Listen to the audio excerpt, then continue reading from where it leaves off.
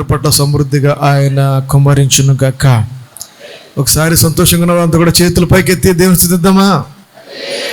Yes, దేవుడు గతించిన వారం రోజులు మనల్ని, మన కుటుంబాలని, మన బంధువుల్ని, మన యొక్క గ్రామాన్ని, ఇరుగు పొరుగు వారిని, మన యొక్క సంఘాన్ని భద్రపరిచి ఆయనకు కావల్లో ఉంచి క్షేమాన్ని అనుగ్రహించి కాపుదలను ఇచ్చి కనికరించి ఈ యొక్క పరిశుద్ధ దినాన్ని, ఆరాధించే దినాన్ని, ఆయన సన్నిధానంలో మనందరినీ ప్రవేశపెట్టిన విధానం బట్టి మరొకసారి చేతులెత్తి ఘనంగా స్తోత్రం చెప్దామండి. హల్లెలూయా చెప్దాం, హల్లెలూయా. రైట్, 68వ కీర్తన. దేవుడు లేచును గాక, ఆయన శత్రువులు చెదరిపోదురు గాక, ఆయనను ద్వేషించువారు ఆయన సన్నిధి నుండి పారిపోదురు గాక. పొగ చెదరగొట్టబడినట్లు నువ్వు వారిని చెదరగొట్టుము, అగ్నికమైన కరినట్లు భక్తిహీనులు దేవుని సన్నిధికి కరిగి నశించుదురు గాక. రైట్, దేవుడు లేచును గాక చెప్దాం అందరు కలిసి. దేవుడు నిద్రపోతున్నాడా? దేవుడు నిద్రపోతున్నాడా? ఇజ్రాయేలును కాపాడువాడు మరి లేవడం ఏంటి? దేవుడు లేపుతావా? హలో, మన దేవుడు నిద్రపోయే దేవుడు కాదు. దేవునికి స్తోత్రం కలుగును గాక. అందుకే ఇంగ్లీష్లో ఉంటుంది గాడ్ బి సీన్ అని ఉంటుంది. లేవడం కాదు, చూస్తున్న దేవుడు. దేవునికి స్తోత్రం. లేవడం అంటే లేచిన గాక అంటే చూస్తున్నాడు. God be seen, everything seen, చూస్తున్న దేవుడు కదండి. దేవుడు ఆయన మనల్ని అందరినీ చూస్తున్న దేవుడు. దేవునికి స్తోత్రం కలుగును గాక. ఆయన కనుక చూస్తే, ఆయన కనుక బయలుదేరి కనుక రావడముని దగ్గరికి మొదలు పెడితే ఏమవుతుందంట? శత్రువులందరూ కూడా ఏమైపోతారంటండి? చెదిరిపోదురు గాక. దేవునికి స్తోత్రం చేద్దామండి. దేవుడు కనుక లేస్తే ఏమొస్తుంది? దేవుడు కనుక చూస్తే, దేవుడు కనుక బయలుదేరితే నీ శత్రువులందరినీ కూడా ఆయన చెదరగొట్టే దేవుడు. దేవునికి స్తోత్రం చెప్దాం హల్లెలూయా. అవును ప్రియమైన సహోదరుడు, సహోదరి, నీ శత్రువు ఎవరైతే ఉన్నాడో, నా శత్రువు ఎవరైతే ఉన్నారో అందరి శత్రువుల్ని కూడా ఆయన ఏం చేశాడంటే చెదరిపోదురు గాక. ఎక్కడి నుంచి? ఆయనను ద్వేషించువారు ఆయన సన్నిధి నుండి. అది సన్నిధి నుండి. ఇక్కడ సన్నిధి అనే మాట అనేక సార్లు వచ్చిందండి ఈ అధ్యాయంలోని. సన్నిధి సన్నిధి సన్నిధి ఎన్నిసార్లు వచ్చిందో. సన్నిధి సన్నిధి అంటే దేవుని ఆలయం. ఇక్కడికి ఎప్పుడైతే నువ్వు ఎంటర్ అయ్యావో, దేవుని సన్నిధికి ఎప్పుడైతే నువ్వు వచ్చావో, నీ శత్రువులందరూ కూడా పారిపోదురు గాక. నీవు ఇంటికాడ ఉంటే పారిపోరు. నువ్వు ఇంటికాడ కూర్చుని దేవుని సన్నిధి లేకుండా ఉంటే నీ శత్రువు నీకు ఎప్పుడు దాడి చేస్తూనే ఉంటాడు, నీ మీద కొన్నేస్తూనే ఉంటాడు. అంటాడు 3వ వచనం, నీతిమంతులు చదవమా, నీతిమంతులు 3వ వచనం, దేవుని సంతోషించుదురు గాక, వారు దేవుని చెప్పాలి, దేవుని సన్నిధిని ఏం చేస్తారు? ఉల్లాసించుదురు గాక. వారు మహాదానందము ఎక్కడ? దేవుని సన్నిధి. స్తోత్రం చెప్పు. నీకు సంతోషం ఎక్కడొస్తుంది? నీకు ఆనందం ఎక్కడొస్తుంది? ఇంట్లో కూర్చుని మూలుగుతో కూర్చుని అయ్యో బాధ వచ్చింది, అయ్యో ఇబ్బంది వచ్చింది, అయ్యో కష్టం వచ్చింది, అయ్యో శ్రమ వచ్చింది, అయ్యో అవసరం వచ్చింది అని కూర్చుంటే రాదు నీకు. This is the wonderful time God by the God given. God మనకి ఇచ్చాడు. ఇది మంచి ప్రశస్తమైన సమయం, వారానికి ఒక రోజు. స్తోత్రం కలుగును గాక. అమ్మా, మీకు శాంతి, సమాధానం, ఆనందము, సంతోషము కావాలంటే you are more spend time in the presence of God. దేవునికి స్తోత్రం చేద్దాం గట్టిగానే. అర్థమైతే గట్టిగా దేవునికి స్తోత్రం చెప్పు. హల్లెలూయా. నీకు సంతోషం, నీకు సమాధానం లేదా, నీకు శాంతి లేదా, ఇంటికాడికి వద్దు. ఎక్కువ సమయాన్ని ఇక్కడ గడపడానికి ప్రయత్నం చేయి. ఇది వాస్తవం. ఇది వాస్తవం. ఇది కొట్టుకథలు కాదని చెప్పేది, ఏదో ప్రసంగం కోసం చెప్పాలని చెప్పట్లేదు. దేవుడు మనతో మాట్లాడుతున్న మాటలు, అనుభవంతో చెప్తున్న మాటలు, అనేక మంది సాక్ష్యాలు చెప్పిన మాటలు, అనేక దృశ్యాలు మనం చూసినటువంటి మాటలు. నీకు ఏదైనా సమాధానం కావాలా, ఈ రోజు నీకు సంతోషం కావాలా, ఈ రోజు నీకు ఆనందం కావాలా, హల్లెలూయా, దేవుని సన్నిధిలో ఎక్కువ సమయం గడపడానికి ప్రయత్నం చేయదము గాక. ఆమేన్. గట్టిగా చెప్పగలిగానే. Yes right. ఎంత ఆయుష్ నీకు ఇచ్చాడు దేవుడు, ఎంత ఆయుష్ నీకు ఇచ్చాడు దేవుడు. ఎన్ని సంవత్సరాలు దేవుడు నీకు ఇచ్చాడు, నీకు ఎన్ని గడియలు నీకు ఇచ్చాడు, నీకు ఎన్ని దినాలు ఇచ్చాడు నీకు. నీ ఇష్టానుసారంగా గడిపేస్తున్నావు నీ సమయాన్ని, నీ ఇష్టానుసారంగా మాట్లాడుతున్నావు నీ సమయాన్ని, నీ ఇష్టానుసారమ కార్యకలాపతి. ఓకే రైట్, కానీ ఒక దినం ఉంది, అది ఆరాధన దినం. ఒక దేవుని సన్నిధి ఉంది, అది పునరుత్థాన దినం, అది పరిశుద్ధమైన దినం. ఈ సన్నిధానములో, ఈ సమయంలో దేవుడి యొక్క ఆనందము, సంతోషము మనందరి పట్ల సమృద్ధిగా కుమ్మరింపబడును గాక. అది నా మాట కాదు, దేవుడు చెప్తున్న మాట. ఆమేన్, ఆమేన్. చెప్పు గట్టిగానే ఆమేన్. ఎస్, దేవుడి సన్నిధానంలో ఉండండి, నేర్చుకో. ఇక్కడికి వచ్చి అటు ఇటు తిరగడాలి కానీ, అయితే అలక్ష్యంగా ఉండడం కానీ, ఆలోచన తప్పుడు ఆలోచనలు కానీ, ఆమేన్, ఇంటి దగ్గర ఆలోచనలు కానీ ఉండడానికి వీల్లేదు. అందుకే మన సమాధానం కోల్పోతున్నాం, అందుకే శాంతిని కోల్పోతున్నాం. దేవుని సన్నిధానికి ఇవ్వాల్సిన ఘనత, దేవుని సన్నిధానికి ఇవ్వాల్సినటువంటి ఆ యొక్క రెట్టిపోయేటువంటి ఆ సమయాన్ని నువ్వు ఇవ్వలేకపోతున్నాం. కాబట్టి ఆ సంతోషాన్ని నేను పొందలేకపోతున్నాం. దేవుని ప్రియమైన బిడ్డలారా, దేవుని మీద నమ్మిక ఇచ్చిన బిడ్డలారా, దేవుడు మాట్లాడుతున్న మాటలో సంతోషం కోల్పోయావా? ఆనందం కోల్పోయావు కదా? ఒక నిరాశ, నిస్పృహ ఉంది కదా? అది దేవుని సన్నిధానికి వచ్చి చూడు. స్తోత్రం కలుగును గాక. దేవుని సన్నిధానికి వచ్చి చూడు. నీ శత్రువు ఎంతటి వాడైనా, ఆమేన్. ఇక్కడ ఉన్న ప్రతి ఒక్కడికి శత్రువు ఉంటాడండి, శత్రువు ఎప్పుడు దాడి చేస్తూనే ఉంటుందండి. నువ్వు ఎదుర్కోవాలమ్మా, శత్రువు దాడిని ఎదుర్కోవాలమ్మా. నువ్వు ఎలా వస్తుందమ్మా, నీకు ఎదుర్కోవడానికి శక్తి ఎలా వస్తుందమ్మా? ఎక్కడ గడిపితేనే నీకు వస్తుంది.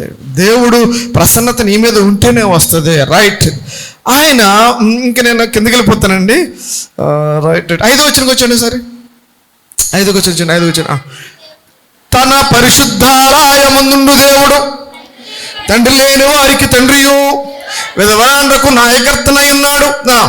దేవుడు ఏకాంధ్రులను సంసారులుగా చేయవాడు, ఆయన బంధింపబడిన వాడిని విడిపించి వాడిని వర్ధిల్లా చేయవాడు. స్తోత్రం చెప్తాము గట్టిగాని. 4 ఆశీర్వాదాలు. ఆమేన్. అమ్మ, ఎన్ని ఆశీర్వాదాలు? ఎక్కడ ఆశీర్వాదాలు అన్నాడు? అమ్మ చదువు, మళ్ళీ ఒకసారి చదువు. ఎక్కడ ఆశీర్వాదం? ఈ ఆశీర్వాదాలు ఎక్కడ? తన పరిశుద్ధాలయమందు దేవుడు. మళ్ళీ చదువు, ఇంకోసారి.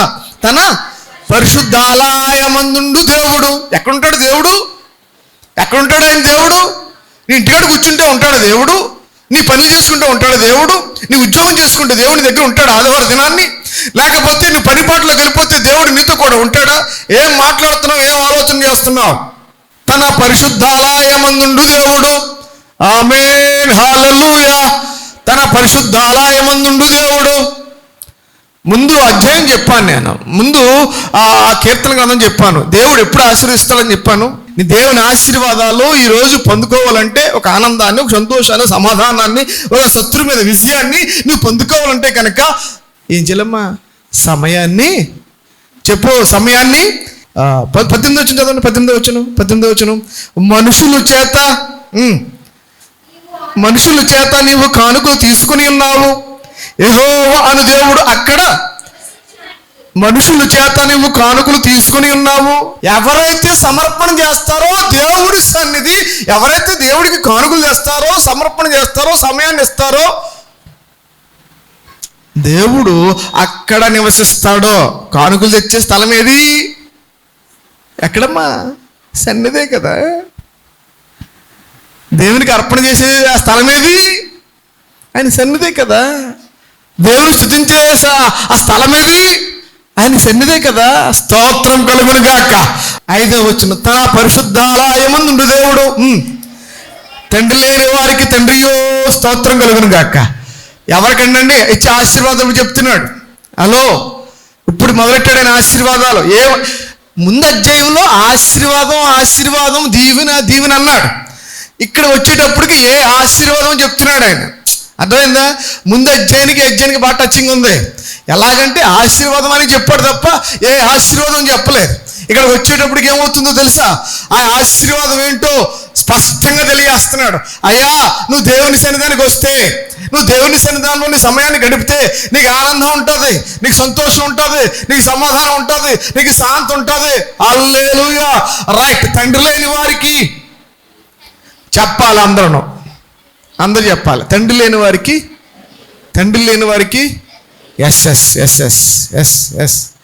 ఎందుకంటే ఈ లోకంలో the father is a very important thing in this life, in our life. తండ్రి చాలా ముఖ్యమండి.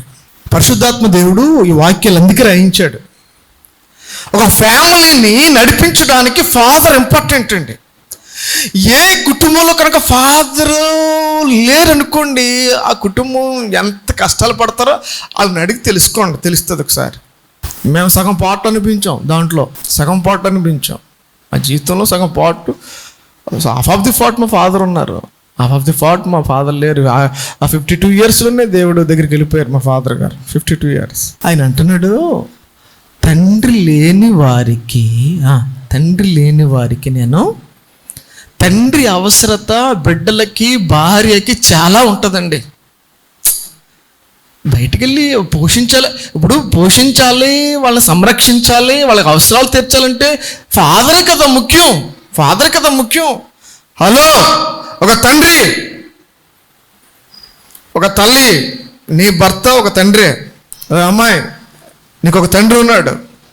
ఆయన అంటున్నాడు ఈరోజు, నేను తండ్రి లేని వారికి నేను తండ్రిగా ఉంటాను. స్తోత్రం కలుగును గాక. అవును, నీకు తండ్రి లేదా? నా భారం ఎవరు మోస్తారు? అందుకే అంటున్నాడు 19వ వచనం లాస్ట్ వచ్చిన అంటాడు. లాస్ట్ వచ్చిన అంటాడు కదమ్మా, 19వ వచనం. దేవుడు స్తుతినందును గాక, అనుదినము ఆయన మా భారము, అనుదినము మన భారాలను భరించే దేవుడు. స్తోత్రం. ఆయన మన అందరికీ తండ్రి. స్తోత్రం కలుగును గాక. చెప్తాం గట్టిగా హల్లెలూయా. ఎందుకు అంటున్నారని మాస్టర్, మాకు తండ్రి ఉన్నాడండి అంటే, హలో, నిజమే, తండ్రి ఉన్నాడు. కొంతమందికి నామినల్గా ఉంటాడు, ఒక తండ్రి బాధ్యత తీర్చలేని వాడిగా ఉంటాడు. కొంతమంది తండ్రులు అలాగ ఉంటారేమో. ఎస్, తండ్రి నామకహా ఉంటారు కొంతమందికి. తండ్రి అని ఆ నామకహా ఉంటారు, కానీ ఆ పిల్లోడు యొక్క కట్టవలసిన టైంలో ఫీజు కట్టడం కానీ, చదవలసిన టైంలో చదివించడం కానీ, ఆ బుద్ధి చెప్పవలసిన టైంలో బుద్ధి చెప్పడం కానీ, ఆ నడవలసిన త్రోవలో ఆ నడిపించే విధానము కానీ, తన యొక్క అవసరాలను తీర్చే టైంలో తీర్చడం కానీ ఏం పట్టించుకోకుండా ఉంటే నువ్వు తండ్రివేనా? ఓ ప్రియమైన తండ్రులారా, మన బాధ్యతలు మనం మర్చిపోకూడదు. దేవుని సన్నిధి చెబుతుంది ఇక్కడ. ఒక తండ్రిగా నిన్ను చేశాడు, ఒక బిడ్డగా తండ్రిగా నిన్ను చేశాడు. నీ బిడ్డలకి ప్రతి అవసరం టైం టు టైం వాళ్ళకి ఏం అందించాలి, ఏం చెప్పాలి, ఏ బుద్ధి చెప్పాలి, వారిని ఎలా నడిపించాలి, వారు ఏ అవసరత తీర్చాలి, ఏ వయసులో వారికి నేర్పించవలసిన బాధ్యత ప్రతి ఒక్క తండ్రి మీద ఉంది. దేవునికి స్తోత్రం. ఎస్, రైటే. కానీ మనం ఫెయిల్ అయిపోతున్నాం. ఆమేన్. ఏమైపోతున్నామండి?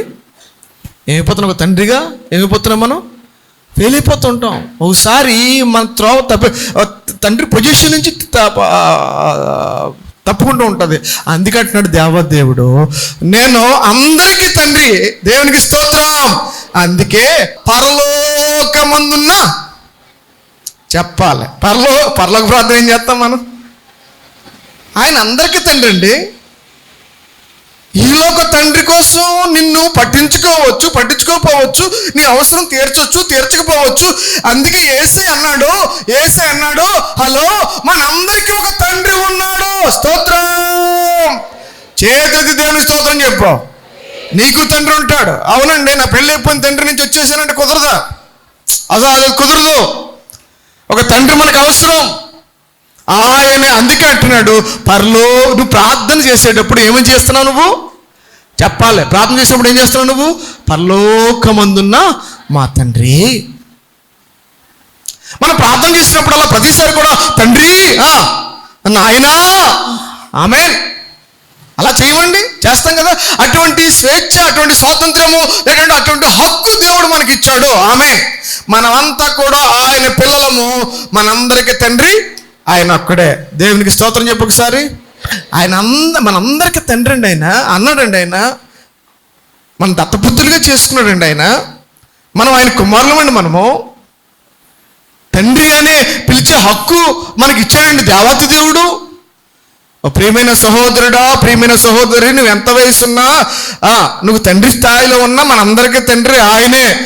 యేసుప్రభు దగ్గరికి వచ్చి ఓ పరిసయ్యులు శాస్త్రులు అన్నారండి, హలో ఇదేంటి యేసయ్యా, నువ్వు ఇలా చెప్తున్నావు ఏంటి, ఇదేంటి, మాకు తండ్రి ఉన్నాడు, మాకు తండ్రి ఎవరు? అబ్రహాం అన్నాడు అన్న. ఏమన్నారండి వాళ్ళంతానే? ఏమన్నారు? మా తండ్రి అబ్రహాం అన్నారు. ఏంటి అబ్రహాము కనుక దేవుడు తండ్రిగా ఉంటే కనుక మీరు ఎందుకు అబద్ధాలు ఆడుతున్నారు? మీరు ఎందుకు మోసం చేస్తున్నారు? ఎందుకు నరహత్యలు చేస్తున్నారు? ఎందుకు కుట్ర పన్నుతున్నారు? ఎస్, మీ తండ్రి అబ్రహాం కాదు. మీ తండ్రి ఎవరు? మీ తండ్రి ఎవరు? అబద్ధికుడు. మత్తయి 8:8 ఉంటుంది. మీ తండ్రి ఎవరంట? అబద్ధికుడు, అబద్ధానికి జనకుడు. కాబట్టి మీరు ఈ విధంగా ఉన్నారు. మీరు ప్రియమైన సహోదరుడా, సహోదరి, ఆయన అంటున్నాడు, తండ్రి లేని వారికి నేను తండ్రిగా ఉంటాను. దేవుని స్తోత్రం చెప్దామా గట్టిగాని.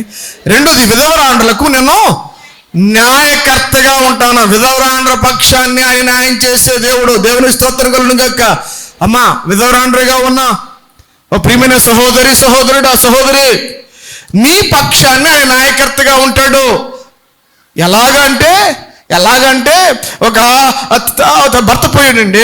భర్త పోయిన తర్వాత నడివేసి వచ్చేటప్పటికి కుమారుడు కూడా చనిపోయాడండి. అప్పుడు యేసుప్రభు ఎదురొచ్చి, నా ఈను వెదవరాలి కన్నీరే కలచింది నా ప్రభువాన్ని హృదయం. ఆమేన్. ఆయన వెదవరాండ్ర పక్షాన్ని న్యాయం చేసే దేవుడు. దేవునికి స్తోత్రం చేద్దాం గట్టిగాని. రైట్. కొంతమంది మరి ఏంటంటే మేము వెధవరాండ్రం కాదు కదా. రైటే. కొంతమంది భర్తుండి కూడా వెధవరాండ్రగా ఉండవలసిన స్థితిలో ఉన్నావు. నీకు భర్త ఉన్నారు కానీ వెధవరాండ్రగానే ఉంటున్నావు. నిన్ను పట్టించుకోడు, నిన్ను చూడ్డు, నీ అవసరం తీర్చడు, నువ్వు అన్నది ఏమి ఉండదు, లేకపోతే నీకు కావాల్సిన ఏమి ఉండవు, నిన్ను ప్రేమించడు, నీ మీద అసలు జాలి కలిగి ఉండడు. అందుకే అంటున్నాడు, నువ్వు ఆ స్థితిలో కనుక ఉంటే దేవునికి స్తోత్రం చెప్తాం గట్టిగాని. చెప్పు గట్టిగా, దేవుని స్తోత్రం చెప్పు గట్టిగాని. ఓ ప్రియమైన స్త్రీ, నిజమే మ్యారేజ్ అయింది, నామినల్గా అయ్యిందేమో, నీ భర్తని పట్టించుకోకుండా same as it is position. నిజమే వెధవరాండ్ర పరిస్థితి బాగుంది, కొద్దిగా పెన్షన్ వస్తుంది, అది వస్తుంది, ఇది వస్తుంది, కొద్దిగా బాగుంది. భర్తుండి కూడా వెధవరాండ్రిగా ఉంటున్నావు. భర్తుండి కూడా వెధవరాండ్ర స్థితిలో ఉంది నీ పరిస్థితి. అంటున్నాడు, నీ పక్షాన్ని నుండి న్యాయం చేస్తాను. హల్లెలూయా చెప్తాం. హల్లెలూయా. నేను ముగిస్తానండి ఇంకొక 2 మాటలు. దేవుడు యాకాంగులను సంసారులుగా చేయవాడు. ఆయన బంధింపబడిన వారిని విడిపించి యాకాంగులను సంసారులుగా చేసే దేవుడు. ఎవడో మనల్ని విడిచిపెట్టే దేవుడు కాదండి మన దేవుడు. అబ్రహాము సారాన్ని జ్ఞాపకం చేసుకున్న దేవుడు.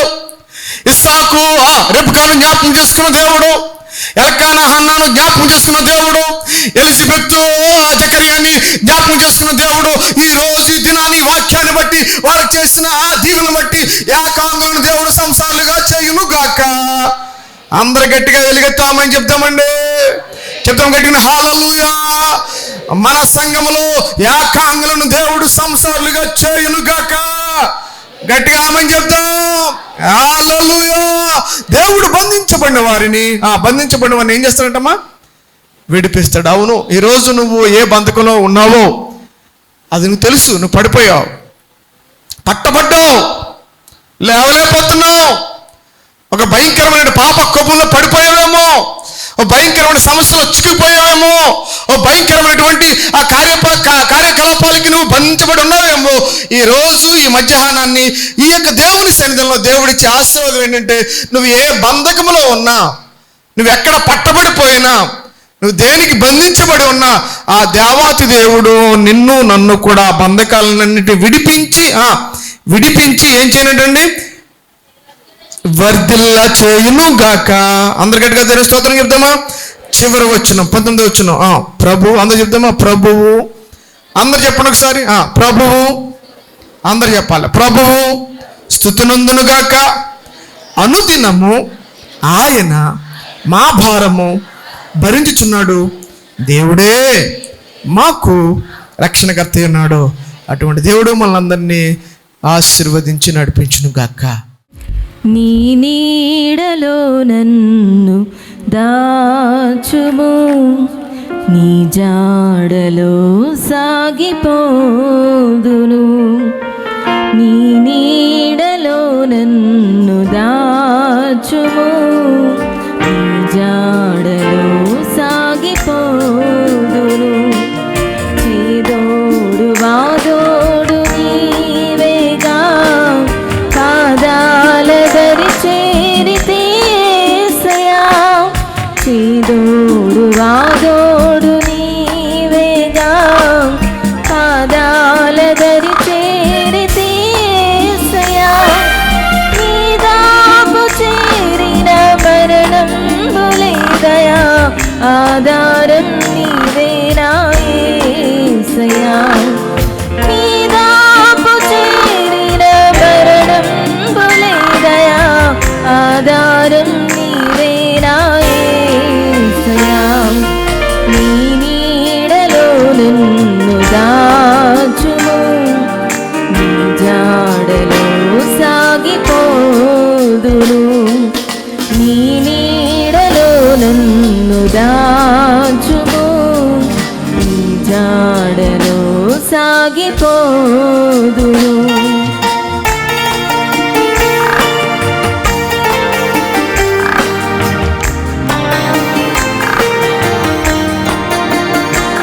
గాయాలు చాలాయే కడుగును దేవా, ఆయాసము తీయు నీ రక్తము. నా యాత్రలో నీవే నా సారథి, నా ఆత్మ నీయందే హర్షించును.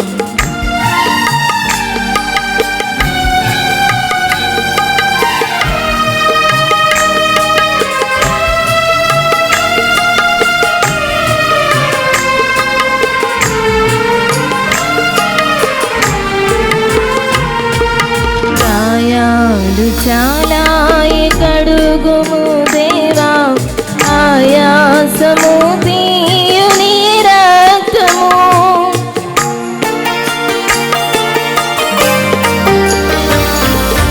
గాయాలు చాలాయే కడుగుము దేవా, ఆయాసము తీయు నీ రక్తము. నా యాత్రలో నీవే నా సారథి, నా ఆత్మ నీయందే హర్షించును. నా యాత్రలో నీవే నా సారథి, నా ఆత్మ నీయందే హర్షించును.